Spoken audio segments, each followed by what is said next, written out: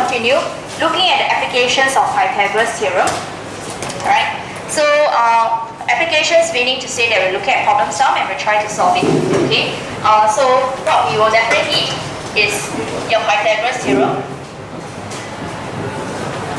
which is this. Okay, and it only applies to a right angle triangle. Okay, and our formula is always such that C is always here. For A and B, it doesn't matter where it is. Okay, and C is your hypotenuse. Hypotenuse is always the longest side. Okay, so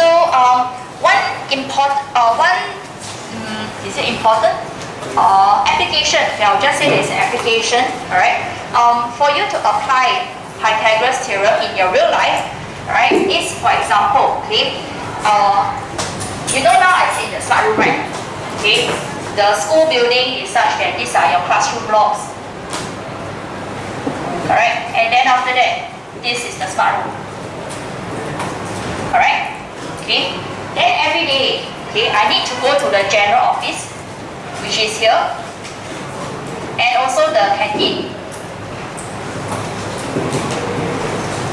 Alright, because I need to get my food, and I also need to do some admin stuff at the general office sometimes.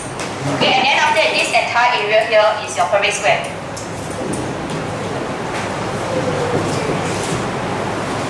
So now that we have learned your Pythagoras theorem, right? Can you tell me what is the most efficient way of walking for me to walk from smart room to the general office or the canteen? Just cross diagonally, okay? So cross diagonally, alright? I mean, logically now that we have lived so far, so old already, we will think that I have crossed like that as the fastest way. So why is it the fastest way? Okay, that's because in your Pythagoras theorem, we know that C is the longer side, but actually, if I add A and B up, right? Okay, if I just add A and B only, it will always be longer than C. Okay, there's this thing called a triangle inequality, but we're not going to explore that. Okay, so definitely walking this is the most efficient way than to walk here and here, right? Unless of course it is raining or it is very hot and sunny, then I will take the shelter. Okay. You got see the teachers walk through Parade Square, open umbrella just to go to the general office there. Then after the general office, you close the umbrella. Come on now, for shelter we walk shelter, right? Yeah. Okay, then after that, where am I going to put my umbrella? Put inside the smart room. Then after that, it will start to dry and then all the smell. So you get from the cleaner. Get from the what? The cleaner appeal.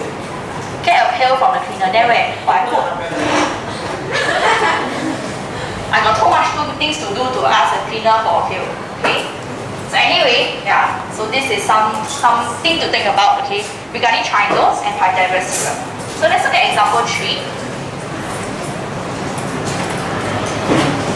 Okay, so it says that a transit, I don't know what's a transit actually, was used to calculate the height of an object. Doesn't really matter, okay, or whether you understand some words in the maths problem sum or not.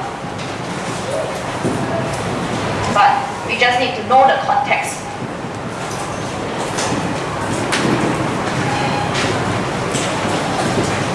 Okay, so we want to find the height of the tree using the dimensions given. So there's a diagram given to you. So the transit is like a machine, I suppose. Okay. And then after that, there's your tree. Okay, and then it measures. Okay, maybe measure something like that. 60.8 meters. And this is 21.3 meters. And then the butt of the tree, or rather, because we place the thing there, imagine if you don't understand a transit, just imagine like a person there, and then look in front. Okay, this is a horizontal line. Okay, then after that, this distance from the horizontal line to the ground is actually 1.8 meters. So the height of the tree, right, actually comprises of all the way of the top of the tree to the ground. Correct? So what we will do first is to find out the height of this part. because that is where your right angle triangle is. Agree? We are assuming that the tree grows upright now, not slanted or anything. That's why we get 90 degrees here. Okay, so let this be x. So that's easier presentation.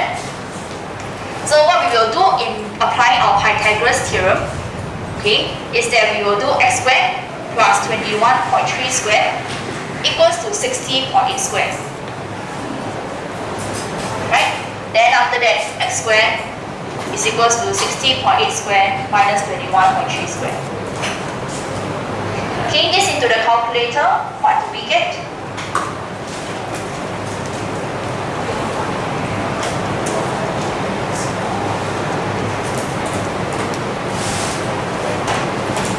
What do we get? 3242.95. That's the exact number, is it? Okay. So if we got exact number, we write exact. Okay, it's short enough for decimal. So then we find out what is x. We take square root. We get 56.946. And also we take the negative square root.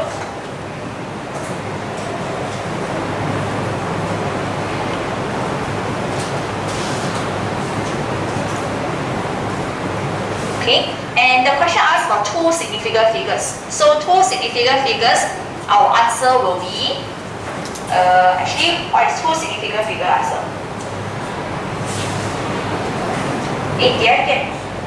Sorry, wait, this one not yet two significant figure. Sorry, my bad. The question not asking for x, right? The question is asking for the entire height. So I still need to reject this and find the height of the tree. So that's why I don't round off yet. I will take the truncated 5SF plus the 1.8 meter. Okay. Then I will get 58.746. Right? So at this juncture, yes, actually, can you round this to 2SF for me?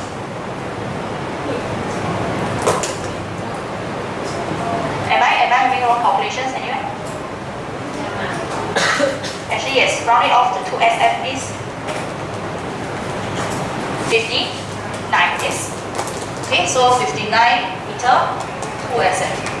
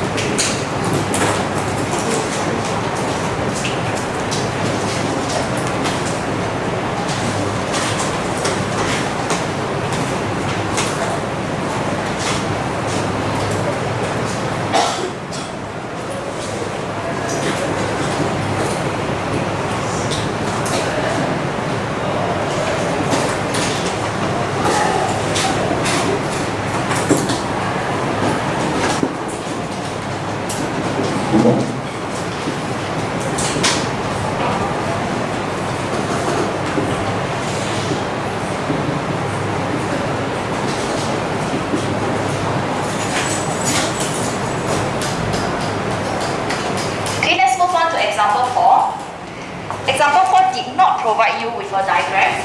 So it is necessary for you to know how to draw a good diagram that can help you to understand the question and subsequently solve it. Okay? So let's break down the question together. We have two buildings 80 meters apart. Okay? So let's just draw, you can draw a stick diagram, not an issue. So we've got two buildings on ground floor. Okay, 18 meters apart. Then it says that the shorter building is 12 meter high. So this one being shorter, 12 meter high. Taller one is 19 meters high. Question asks to find the height, the straight line distance, the straight line distance between the top of the buildings. So the straight line distance of the top of the buildings is actually if you put a ruler and then smack it there, it will be this distance here. Okay, so we're trying to find that. Okay. Surely when we get this shape, right, we got a bit of a problem. Because this shape, is it a right angle triangle? No, right? So if it is not a right angle triangle, then we cannot apply our Pythagoras theorem. So what can we do, Damien? 19 minus 12, okay? So that you will get this distance here. So I believe Damien is thinking about drawing a horizontal line like this, okay, such that we can have a right angle triangle on top. And this distance here will be 19 minus 12. So that's 7 meters. Okay? The 18 meters can be transferred upwards. This distance here will surely still be 18 meters. Right?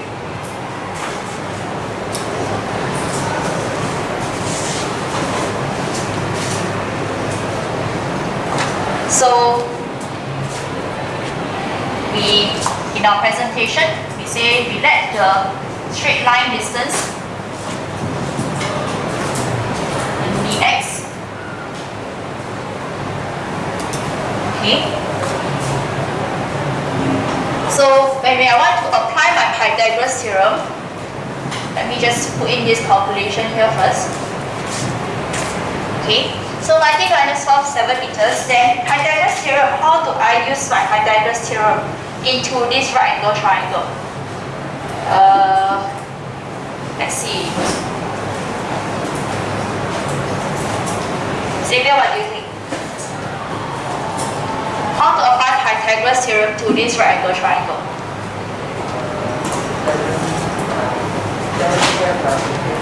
7 squared plus 18 squared equals to x squared. Great.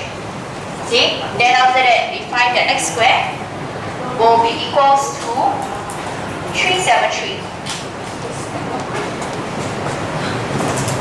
So we will then take positive square root and negative square root.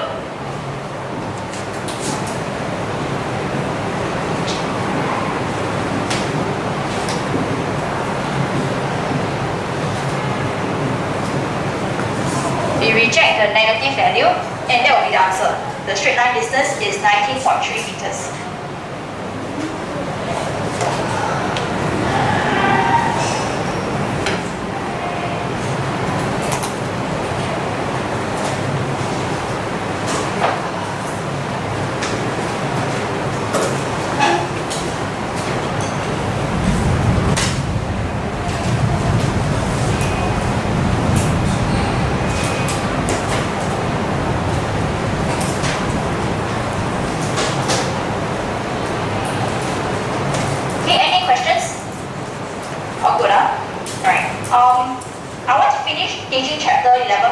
First also.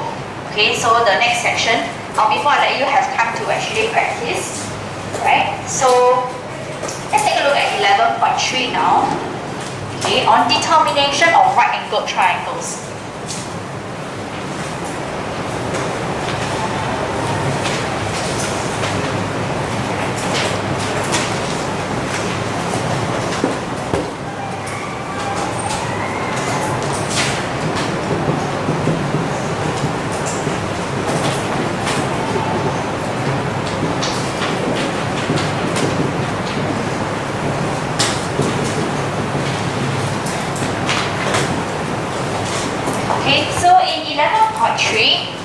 We are trying to know how to determine right angle triangle. So at this point, okay, what we have learned about the Pythagoras theorem is that if I give you a right angle triangle, okay, I can use a squared plus b squared equals to c squared. Okay? But now, okay, in this section, we're trying to determine whether a triangle is it right angle or not, without using a protractor to go and measure the angle. Okay, so we want the end result, okay, to say that yes, it is a right angle triangle. So what will be able to tell me that yes, it is going to be a right angle triangle. Okay, so this question marks over here is actually the Pythagoras theorem. Okay, so we will use the Pythagoras theorem to tell me that it is a right angle triangle. Alright, in the proof, okay, in this entire process, alright, we need to be very careful about the presentation. Okay, the presentation that I give you is the only one, okay, that you must follow. Alright, every single step needs to be exactly that way. Alright, I will explain to you later on why is that so.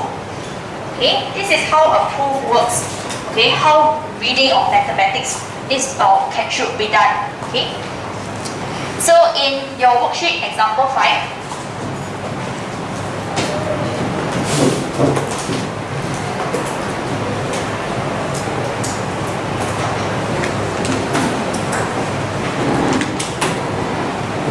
okay, we have this example, this triangle. It looks like it is a right angle triangle, but we must confirm it by using our Pythagoras theorem. So how to do that, right? Okay, is that our Pythagoras theorem says that a squared plus b squared must be equal to c squared. Then it is right angle triangle. So if it is not equal to c squared, then it is not going to be a right angle triangle. Correct or not? Okay? Not equal, confirm cannot be. Because all right angle triangle must fulfill Pythagoras theorem. Okay? There is no one extra or one out. Okay? All right angle triangles must fulfill Pythagoras theorem. So what we're going to do is that we will use a squared plus b squared and we check, okay, whether is it going to be equals to c squared or not. Okay, so the whole idea is you need to check if a squared plus b squared is equal to c squared or not. Okay, and we mentioned that for c is always the longer side of the triangle. So it is very easy to determine, okay, where is the longer side since we have all the numbers here. So can you tell me which side will definitely be the C? 30, right? Because that's the biggest number. Okay? So we know that this must be C, then the other two must be A and B.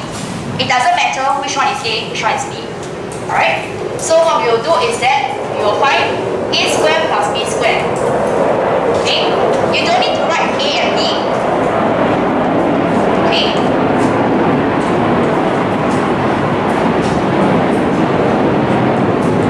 We take 24 squared plus 18 squared and we find out what is the value.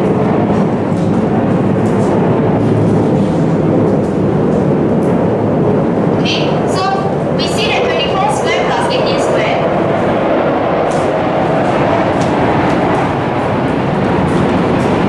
Why is there so many planes? Our national day now is in enclosed area one. No man. Online national day. Okay. So anyway, so our a squared plus b squared, right, is 24 squared plus 18 squared. We press our calculator, we find that we get 900. Alright? Okay. So we have 900 for my a squared plus b squared. Then I must go and see what is the value for c squared. C squared is 30 squared, which is also 900. Okay, so let me write down the steps as well. Alright, find value of a squared plus b squared first. Then this one, find the value of c squared. So now that we see that a squared plus b squared and c squared, both of it are 900, that means confirm they are equal, right? Okay, so we say that by Pythagoras theorem, you must learn how to spell Pythagoras.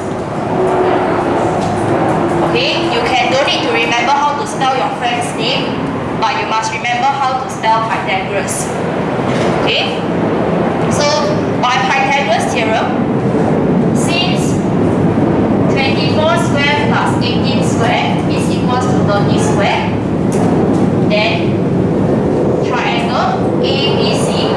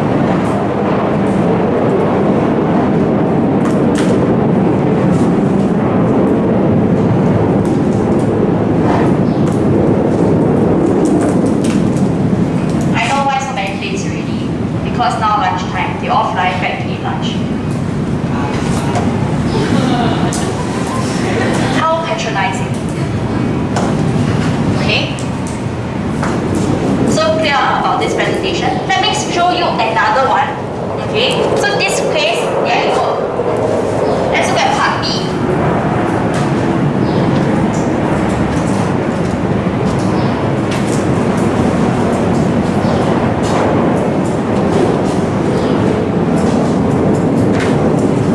Okay, we got this triangle.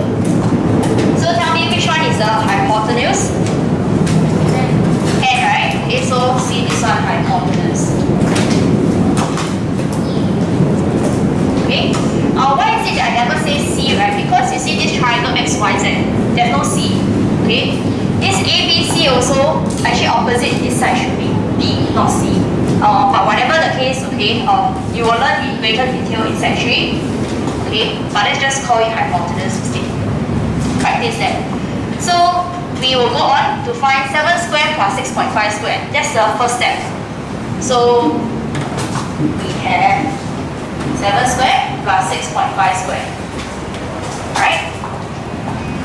Keying that into the calculator, we have 91.25. Okay? Then we go and find C squared, which is 10 squared. 10 squared, 100. Now, are they equal? No, right? So, if they're not equal, then what does it mean? It is not a right angle triangle. So, we will say that since 7 squared plus 6.5 squared, we write here number 9. Since 7 squared plus 6.5 squared does not equal to 10 squared, so this symbol means does not equal. Okay, then triangle XYZ is not a right angle triangle.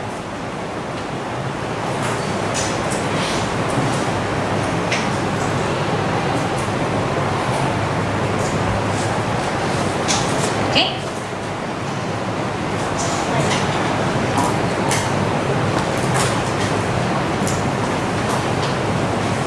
Yes. Okay? Yes, by Pythagoras theorem. Alright? So, Jun asked a question, do we need to write by Pythagoras theorem? I was thinking about it also. Let's just write it to be consistent with our wording. Okay, sorry. So, by Pythagoras theorem, since this not equals to this, it is not a right angle triangle. Okay? So I've shown you two cases. One is a right angle, the other one is not. Okay? Any questions out of here? Right? I have many students who, until Sec 4, will still give me a certain kind of presentation, which is totally not acceptable. I will explain to you why now. Okay? So, we know that our formula for Pythagoras theorem is a squared plus b squared equals to c squared. Right? So what some people do, okay, like for example part A, they will find, they write 24 squared plus 18 squared equals to 30 squared. Then after that, this one they count in calculator 900. This one they count calculator 900. So 900 equals to 900. Then perfect, okay? So then they continue right by Pythagoras theorem, blah blah blah. Okay, this one seems to make sense, right? But then, okay, if you look at part B, okay, if I present something like that, I'll find a squared plus b squared, okay, equals to c squared. Then this one I go and count 91.25. Then this one I go and count also 100. Then after that, they suddenly start. You see, 91.25 equals to 100. They're not correct, right? Then what they do? They go back, they go back, cancel. Okay, that's not correct. Because imagine you put yourself as a reader, alright, of this working. Okay? The reader of this working is going to see it from top to bottom, left to right. Correct? So I'm going to read 7 squared plus 6.5 squared not equals to 10 squared. My first question will be, how you know? Correct? How do you know that? Because this is the first line I read, I don't even read the bottom yet. Then after at the end, you tell me they are not equal. So you understand that the flow doesn't seem to work. Okay? The sequencing in reading, alright, is not correct anymore. Okay? Alright? This one also not going to be making sense. Because just like this, I read my first line, okay? 24 squared plus 18 squared equals to 30 squared. Then after that, my first question over here, before I read the second line, will be, how you know? Okay, how do you know that they're equal? Alright, I must read your next line that I know. Okay, so that's not going to be sequentially correct. So that's why please do not present it in this manner. There's only one way of presentation when it comes to Pythagoras theorem, and it must strictly be this. Okay, so I teach you all for like 1.5 years already. Usually I don't tell you that, oh, you must follow exactly how I do it. I will just tell you that briefly, it should be more or less be like that. But Pythagoras theorem, it must only be this way. Okay, and that's the only one that I insist about. Alright, because if you present like that, confirm this one can be 3-mark question. Okay, no more. Alright, so please just stick to your presentation. Right? Because over here in this presentation, you go and tell me this is the value. And then over here c squared, this is the value. Then after that you say, oh, they are equal. That makes much more sense. It is more sequential like that. Because you need to go and find the value of this first and the value of this. Then you see, oh, they are equal, then you conclude. Okay, just like this over here. You need to give me the proof first, the evidence first, then you can prove it, right? You cannot show it to you. Okay, you are the criminal. Alright, I cannot just say that, oh, sure is a criminal, for sure, without even providing the evidence first. So I must provide the evidence first in court, okay, and in the law, in court if I'm fighting a case and all that. I must show the evidence first, then I can say, oh, sure must be the criminal. Okay, I cannot just go to court and say, sure must be criminal. Then after that, I give all the other things. I don't think a judge wants to hear in such a sequence, alright? Okay, so sequencing is very important, alright, for this type of questions. Any question? Okay, if not, I want you to turn to your workbook. Okay? Okay, turn to your workbook, page 129. Okay, I want you to do question 1, 2, 3, 4, 5 first.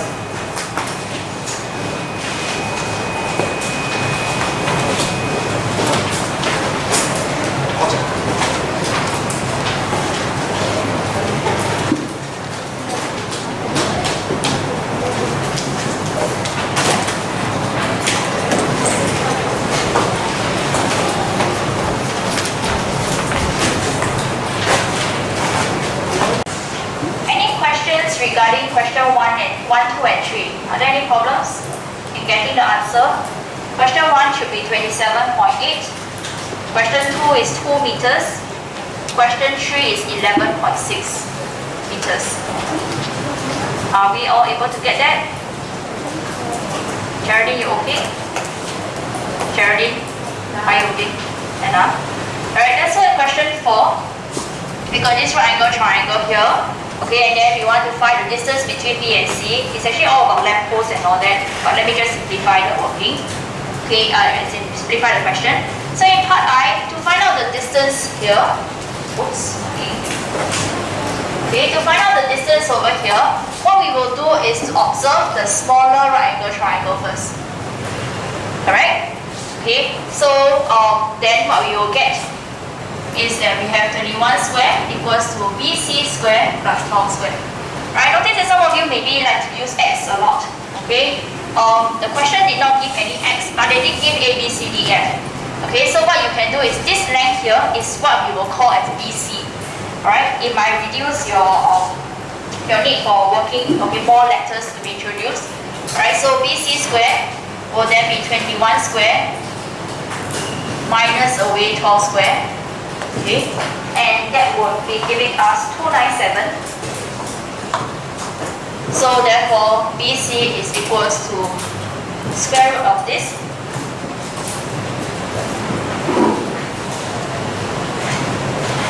Okay, that would be, sorry, the truncated 5SF is 233. Okay, so 17.2. Alright, and we reject the negative value. So just now he would ask me a good question. He asked me whether this final answer, can I leave it like that? Okay, can I leave it in just a square root form? My answer to him is no. Okay, and my answer to Xavier's sleeping in class is no also. Alright, so don't leave your answers in exact like that. Please make sure your answers are in 3SF. Also, more importantly, because right at the start of all these questions, they ask you to leave your answer to 3SF. Generally, for your maths that you're doing now, always final answer 3SF. When you go up to upper sec and if you choose to do A maths, then we may ask you to leave your answer in exact form, right, in certs. Okay, this is what we call certs, but not a problem here. Okay, not something that we want to address here. So in part 2, we are finding the distance between D and F. Okay, D and F is this distance. So what must we find first in order to determine D and F? You must find the bigger triangle, then minus the smaller. Okay, so Ryan is saying we must find the bigger right angle triangle first, this entire distance, then minus away 12 meters. Yes. So what we will do is, okay, find out what is CF. Right, so that will be 13 plus BC, which is 17.233 bracket square, this entire length, plus CF, which will be equals to 39 square. Okay, so CF square is equals to 30.233 square minus away, 39 square minus away 30.233 square. Okay, and that would give us some number.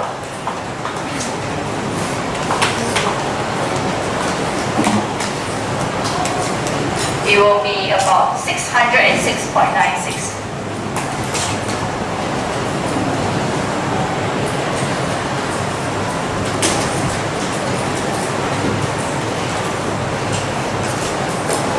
Okay, so 24.636.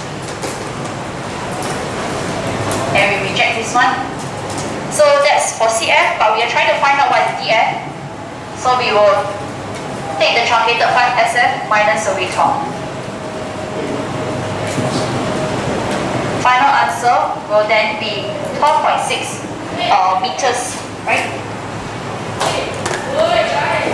Yeah, 12.6 meter, 3SF. Any questions? Okay, if no questions, right? For question 5, are you able to get the answer? No? Yes, no? Yes. Oh, okay. Anybody can't get, yeah. Part 2, okay. What about part 1? Anybody can't get part 1 answer?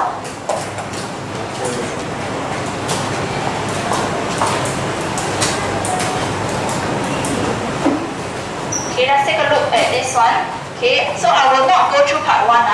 Part 1, you're supposed to get H to be equals to 21 meters. Okay, so this entire thing is 21 meters. This is a triangle, right?